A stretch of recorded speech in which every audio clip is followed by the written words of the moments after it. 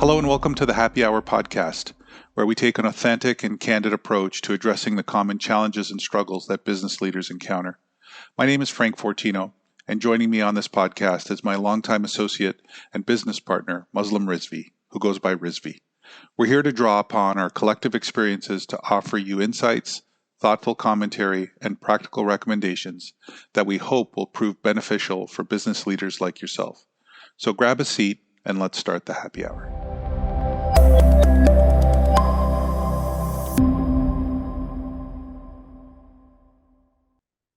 All right, so we're gonna talk a little bit about project management and execution on strategy, and let's jump right into it. We've worked for a lot of organizations, and we've had a lot of clients where we see there's a lot of projects on the go. There's a lot of people working really hard, but at the end of the year, the organization doesn't achieve the expected results, and the projects they worked on don't yield the expected benefits that that they had planned. So, what's your take on why this happens? I think the first thing that is important to understand that you mentioned is expected results. Does everybody in the organization understand what the expected results are? And a simple way to do it is ask yourself, is the strategy well defined in the organization or not, right? So is there overall vision, direction, strategy already in place? And if it's in place, is there a plan to align to that strategy, right? So you have the strategy, but how are you going to get there, right? So that's the second most important thing. Then, I think visibility plays an important role as well. Once you have, the implemented something that lines up with the strategy, then you have to understand how you're doing and how you're doing on day-to-day basis and how you're going to measure your success, right? So I think these are the fundamental things that you need to understand. And once you have that, then communicating consistently, right? I think organizations is comprised of people, right? And people need to understand the bigger purpose of where they are going, right? What you're trying to do. And once you have a strategy and expected results all aligned and defined and clearly understood, it gives you a path, right? So that is, I would say, the first starting point. So This, let me just interrupt there for a yeah, sec. So how do you translate the strategy into a plan? Like how do you work on that? How do yeah. you turn an idea, concept, of vision into an actual actionable plan that says here's what we're going to accomplish and here's when we're going to accomplish it? I think one of the things that we learned along the way was the one-pager concept of defining your strategy on a page, right? Don't write a book, summarize it in a page so that you can articulate where you're going and it's easily understandable. So that's the first part. The second part is that you would break down the strategy. And like they say, how do you eat an elephant, right? You break it down into smaller pieces. You break it down into pillars and initiatives and projects. So that gives you a whole portfolio of things that you have to do, and that will take you closer to your strategy. But then you realize that you don't have enough hands to do all the things that you want to do. And you remember, we've seen, when we started making list of projects, we have had over 100 projects. But then comes the part of prioritization and making sure that you are doing the right things, which will give the expected results again, right? What you're looking for. So I think starting off with taking the strategy, breaking down to pieces, prioritizing, what is truly important, and limiting that work in progress to a manageable chunk where you can keep an eye on it. And then it's not just about starting a project, it's also keeping an eye and making sure it's going in the right track, on the right track, and you're getting the results as expected. I know that one of the exercises that you've done that works really well is it's like a three-step phase, right? It's or three-phased approach. There's define the strategy and then create the key pillars within that strategy. Yeah. Then once you've got those pillars or those key areas that you want to focus on, what are the objectives? What's the success criteria for those? Right? Defining that, that's your second phase. And then finally your third phase is, okay, how are we going to now achieve that? What projects do we need to run? What initiatives do we need to complete in order to complete that? And that three phase approach is very effective. I've found that you kind of take it step by step, and by doing so, like you said, people don't feel like they're eating the elephant. They're taking one bite at a time. So that's very effective. But what else? What else are you seeing in terms of, why things are getting, why companies struggle to execute on their strategy? Okay. Now I'll come to that understanding your organization and organizing yourself to execute on those strategic initiatives or projects, right? And what you have to understand is separating out your business as usual, or what we call running the business, right? Doing your payroll, right? Shipping sales orders. That's what you do to run your business. Then there is an other slot of work that is your strategic projects and initiative that will move the needle on your strategy, right? So they're two different things. It is not fair for somebody to make a choice that, do I ship this product today, or am I going to work on the strategic initiative and move the needle? Because this will always win. Remember, I'm sure you always quote about Franklin Covey.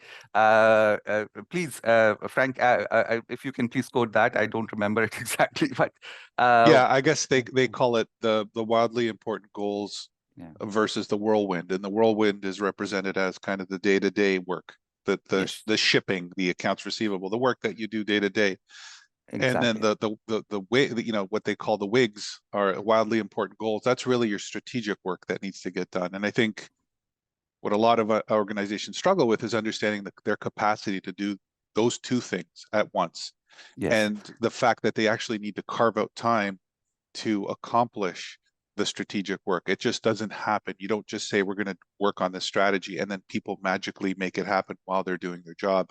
You need to systematically carve that out and actually have a discipline around that. Absolutely understand. And that's where the functional manager's role are so important, and leaders' role are so important in understanding the capacity of the people, what they are doing today and how much they can take on, right? And I'm sure in larger organizations there are systems and methods to track every hour, but it doesn't have to be this complicated. If you're starting small, what we did is allocated 75% of your time is allocated to day-to-day activities running the business, but 25% of your time in the week is allocated to strategic projects, right? So that's why it's drawing a line in the sand. It's not always, accurate, but it gives you a direction. It gives a direction to people of how things will get completed. Because if you leave it on, like you said, widely important goals will always be, overridden by urgent issues that need to be taken care for the business. Yeah. Okay. So imagine, so you've got the strategy defined. You've now defined a plan that aligns with that strategy, and you've carved out the time to work on that, right? So you've got the resources, you've got the plan, you've got the strategy.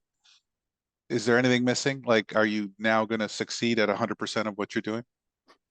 So I think there is another important factor in this is that, now what we have organized is the capacity, right, of people. How much time are they going to spend on their day-to-day activities and how much time on the projects? But now on the project side, it needs a little bit of organization, in the sense that you have to understand what are you working on.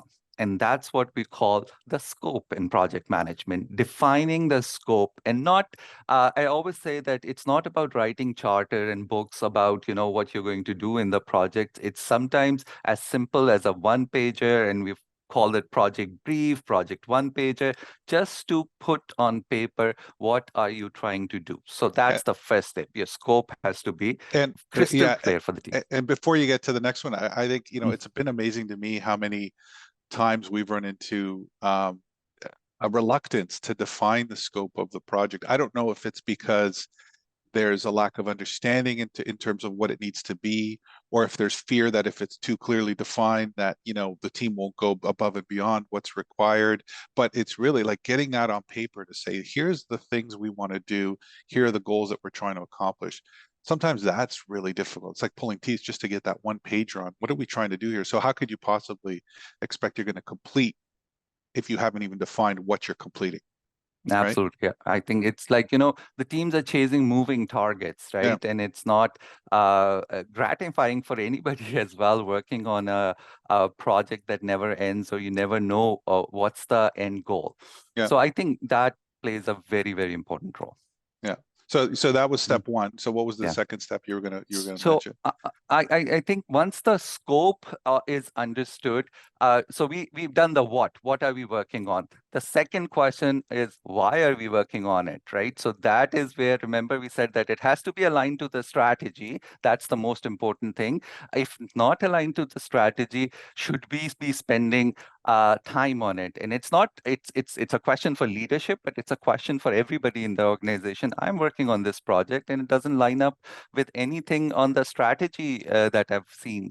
Yeah, So you should be questioning that, right? So yeah, so we got the what, the why, and the how. How is the organization, the plan now, right? That and planning again, right? Planning doesn't have to be precise, meticulous every day, every step of the way.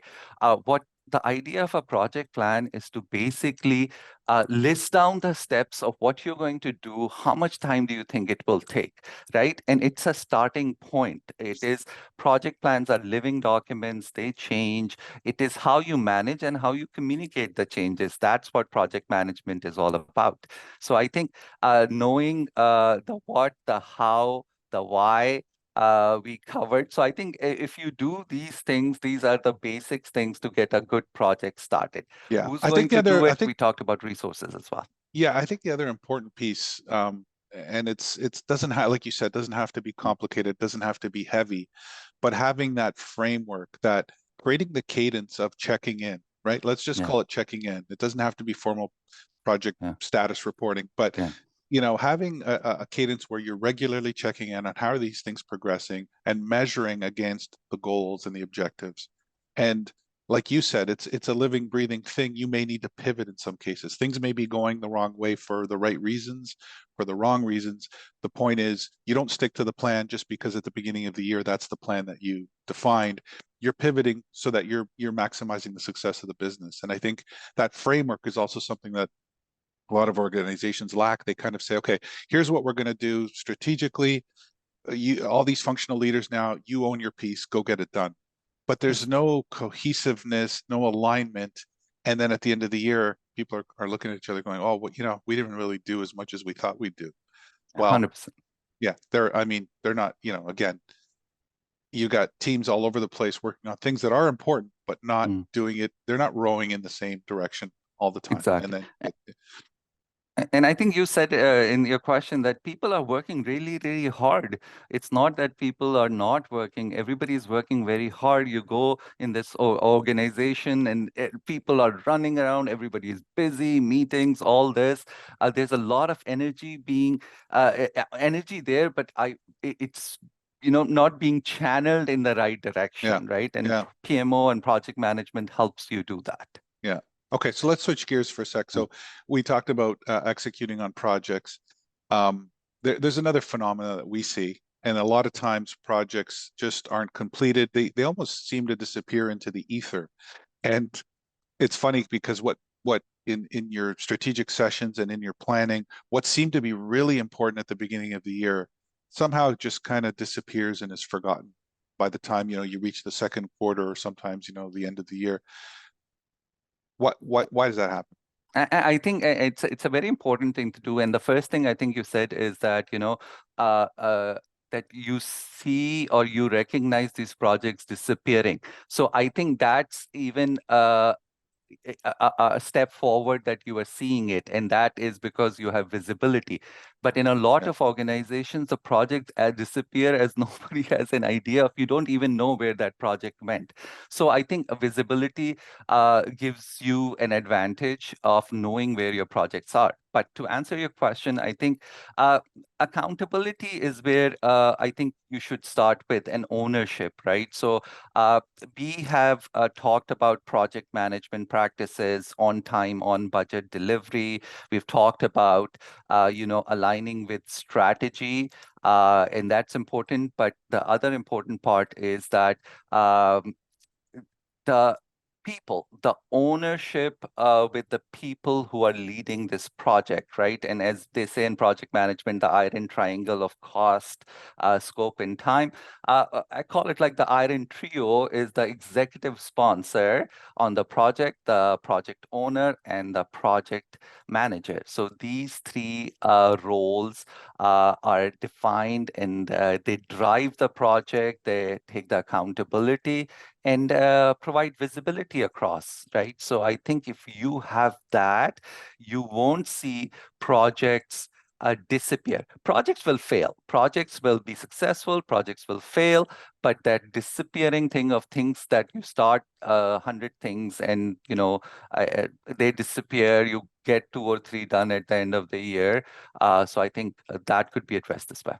It's funny you mentioned 100 things, and we've seen a lot of times leadership team comes up with a strategy, define a plan, and then they go off and each leader has their list of priorities. And what you would think would be 4 or 5 key projects or initiatives that need to get completed turn into hundreds because each department has its own list of priorities. So, things that are kind of not spoken at the strategic level, but still tactically being worked on. I think that needs all to be put on the table because like you said earlier, capacity is capacity. And the one objective of, let's say the marketing team trying to accomplish X, that's still work that's required to get that completed. That's eating away at what you deem to be really important and strategic. So I think that's another piece that it's quite an interesting phenomenon that people get in a room and say, this is the strategy, this is what we're going to do. And then as soon as they leave and they go back and kind of meet with their departments, it's almost like it's this plus these other things that we're going to do. And I think a big part of it is being true to yourself in terms of, again, capacity and what you can take on as an organization. But that drives a lot of why these things disappear.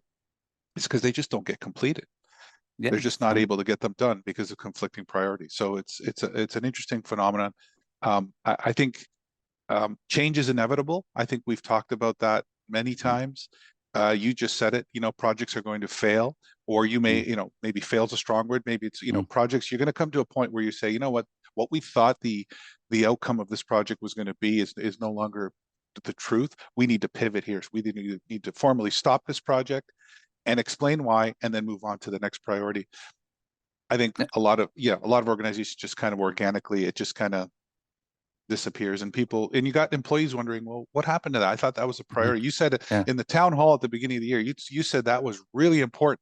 Yeah. And now you haven't talked about it ever since. Like so it's a credibility thing too. 100%. I think that, and we've seen it over the years, and it's not, I think it's not the intention. It just happens because of lack of visibility.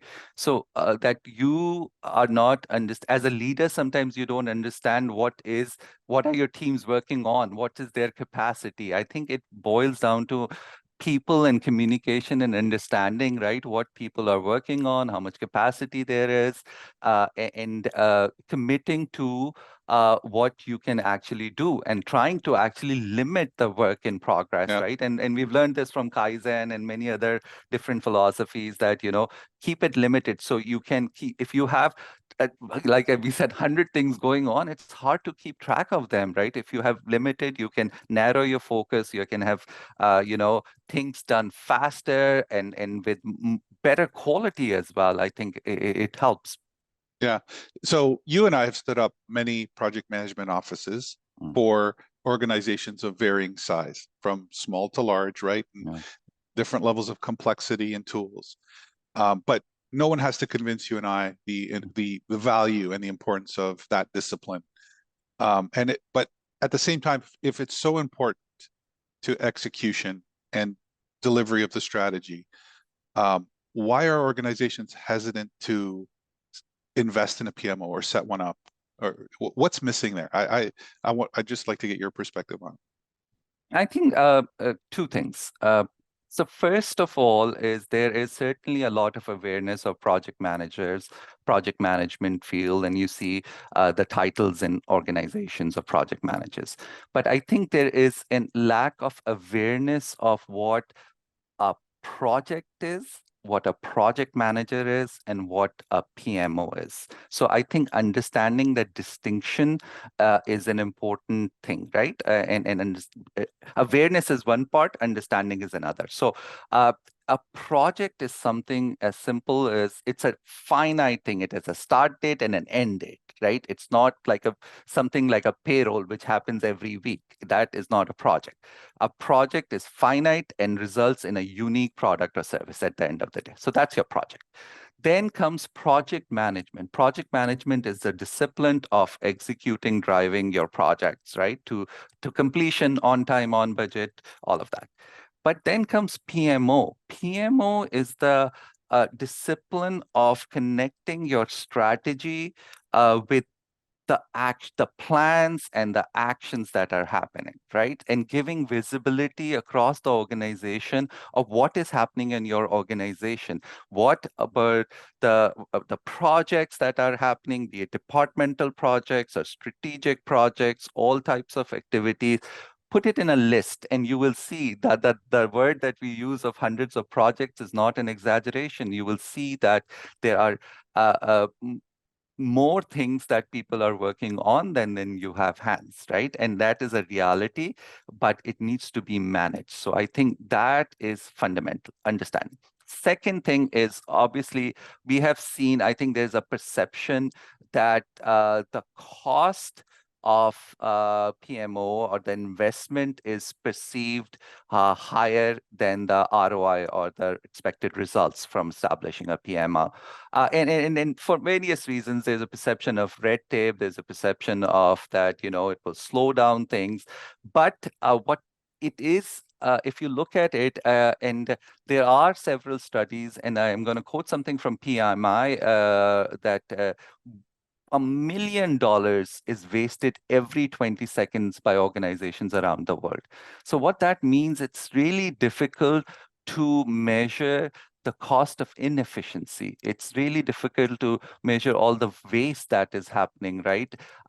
Projects that could have been done in, let's say, 3 months because lack of organization or lack of project management practices could go to months and years, right? So we have seen this. We have seen wastages in processes, and these things are hard to measure. But if they are measured, they will certainly provide enough evidence in support of a little bit of organization with a PMO.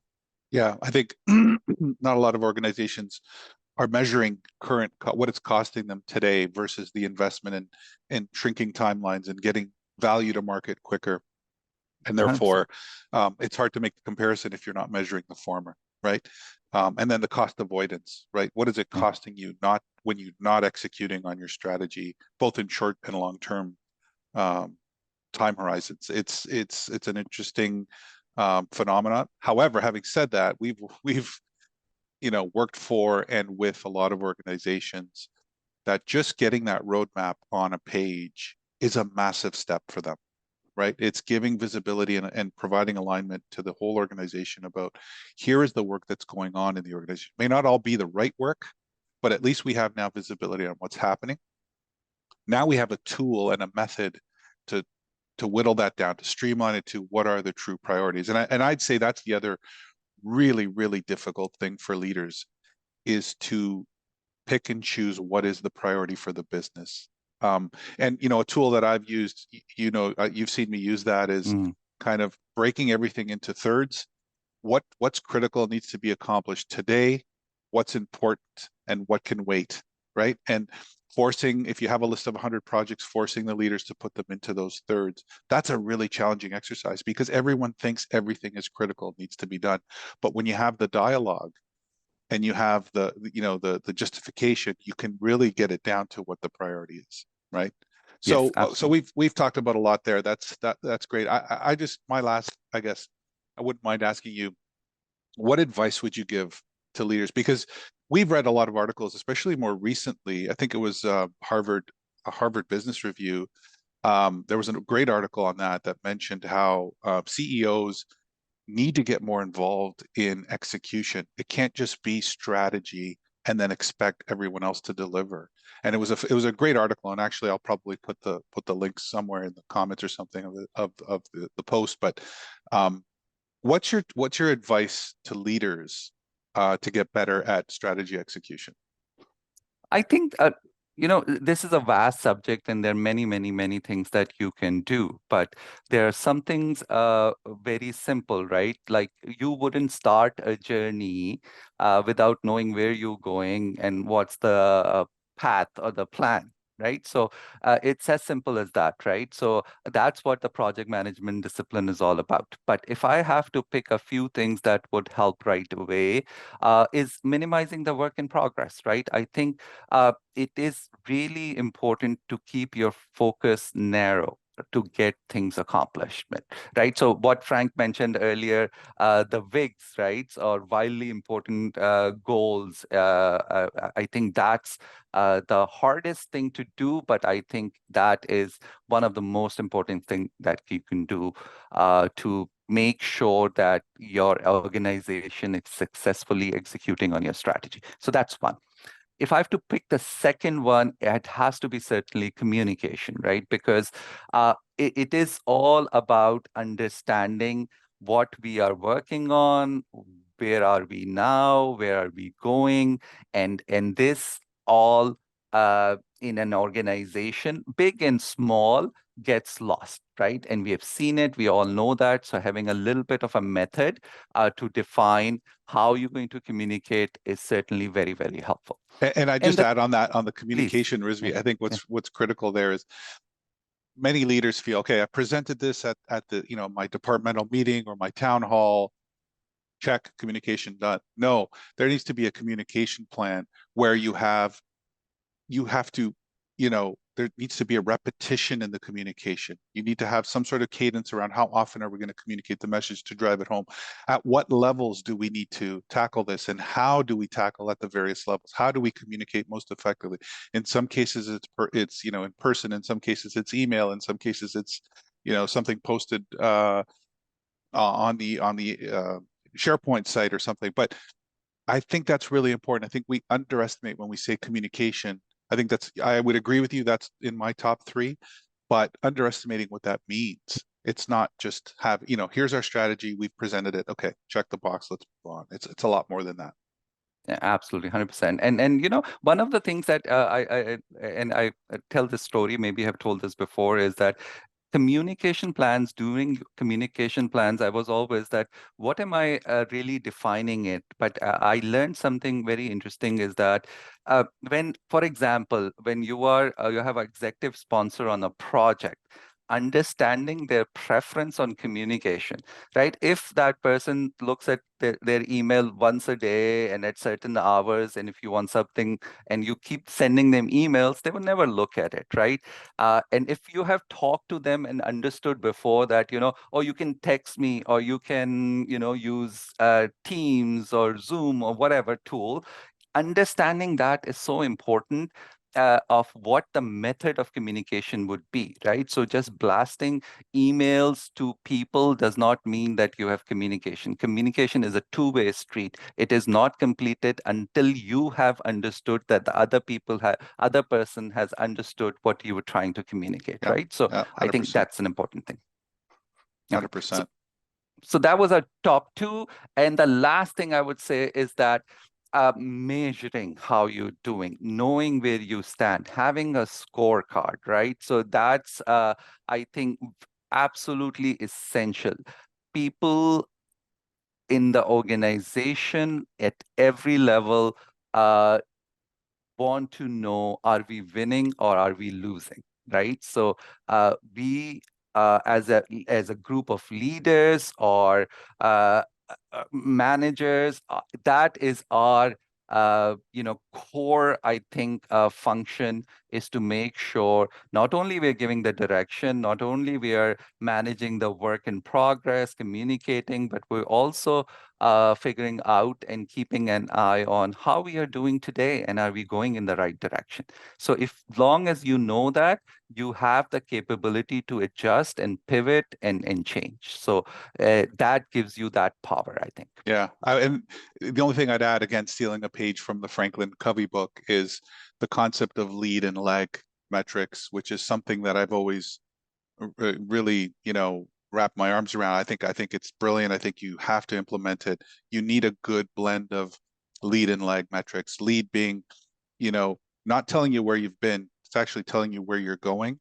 And defining those lead metrics can be difficult sometimes. Difficult to understand, what lead metrics can we measure? How do we measure it? Versus a lag metrics, right? So in terms of, a practical example, a lag metric, like if you're trying to lose weight, you're weighing yourself at the end of every day. Well, that's a lag metric. The lead metric is how many calories are you consuming? How often are you exercising, right?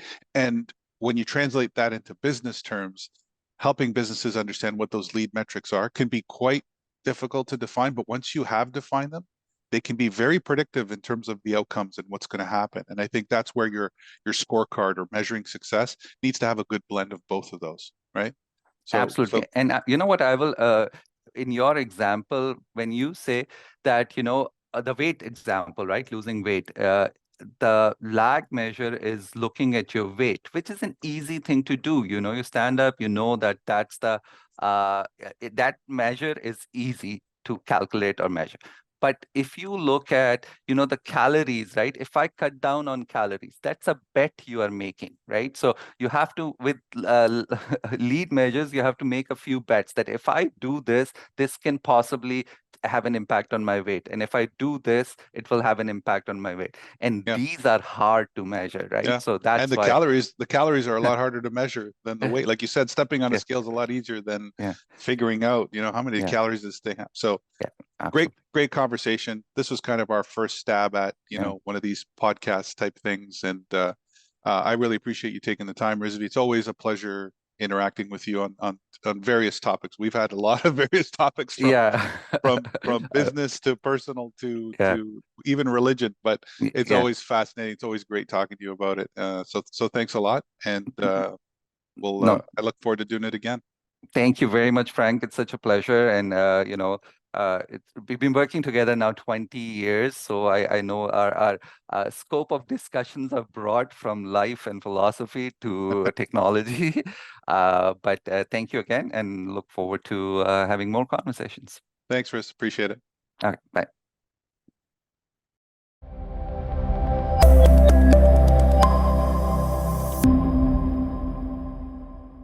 Thanks for joining us on this podcast. We hope you found the topic and discussion helpful and insightful. If you have any topics you would like us to cover in future podcasts, send us an email at info@stratify.ca, or for more information, feel free to visit our website at www.stratify.ca.